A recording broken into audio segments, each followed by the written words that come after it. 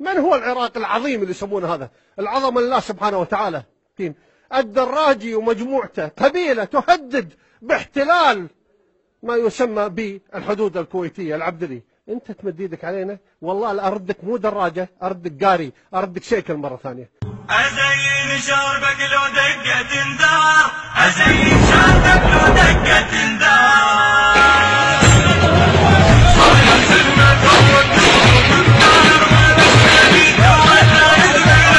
هذا العمل برعاية منتديات البيت العراقي.